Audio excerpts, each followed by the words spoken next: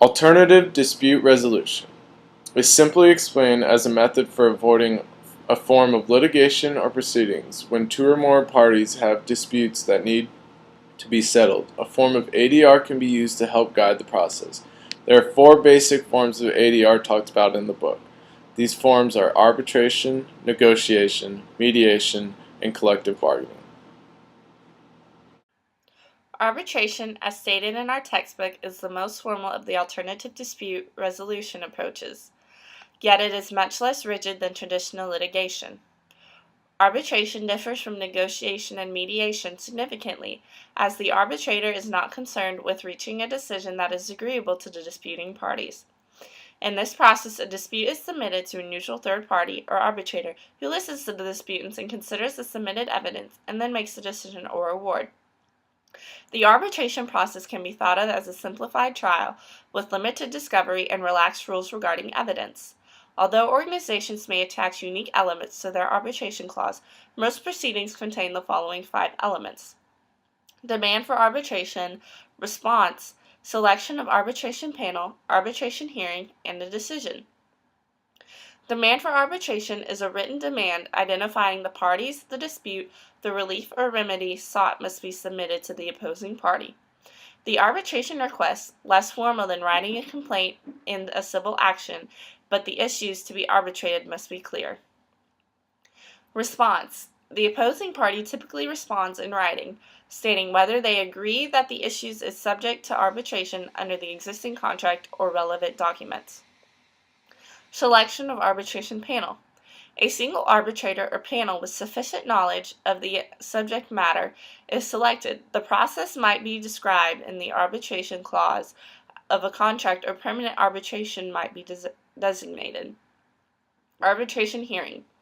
Although similar to a trial in some respects, namely the presentation of witnesses, documents, briefs, memoranda, and closing arguments, the process differs from a trial, and written transcripts are only provided if the parties order them.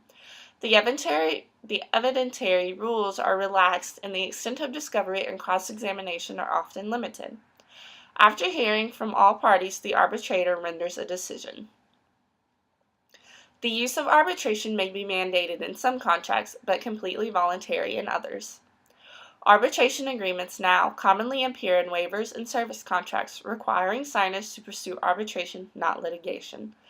Furthermore, the party making the claim must pay the arbitration costs, discovery is restricted, and the arbitration results must be kept confidential. Negotiation is the bargaining process between two or more parties to resolve disputes and complete transactions, such as labor contracts.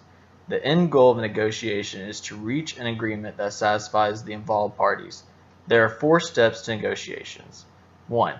Planning the approach to the other party. 2. Exchanging information and requests. 3. Offers and counteroffers. And 4. Reaching an agreement. An example of this is Eagles running back DeMarco Murray agreed to a 5-year contract with a base value of $40 million, with $2 million in incentives based on performance. Hey guys, I'll be talking about mediation.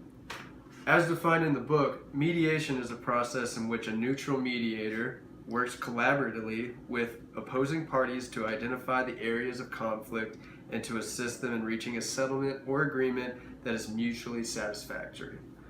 Mediation is a consensual, non-binding process, as the mediators have no power to impose or force a solution on the parties. The neutrality of the mediator is critical to ensure a sense of fairness while maintaining the integrity of the process. The goal of mediation is to preserve the relationships and to reach an amicable resolution. As a result, mediation is a good choice for disputants who have strategic alliances or common interests. Another distinction of mediation is the potential to invoke the use of this process as a conflict intervention or conciliation as part of a larger conflict management program. As a conflict is developing and escalating, disputants might seek the involvement of a mediator before their conflict reaches a point of stalemate. The role of mediation in this manner is particularly effective when dealing with repetitive conflicts between individuals who need or wish to continue their working relationships. A good example that I thought of was my roommates who do this on a daily basis. They happen to be brothers, and here's the conflict. I get home. No, I get home. No, I get home, idiot. I won last. I don't care, I'm better. Guys, You didn't even win. guys, I'll be the mediator in this conflict. How about both of you press random teams until you land on the Wild? Wow. Whoever lands on the Wild first, that person gets home. It's a great idea. Fair. I got home. I got home. Everybody wins. That's mediation. Collective bargaining agreement is the fourth way to settle issues. Collective bargaining agreement, or the CBA, refers to an agreement between employer and the labor unions or organizations that regulate the terms and conditions of employment for all employees of a single employer. The CBA may mandate that certain disputes must be resolved through mandatory arbitration. One example of this is when the NFL had a case against Terrell Owens. They came to a conclusion through the CBA that Terrell Owens would no longer be a part of the team.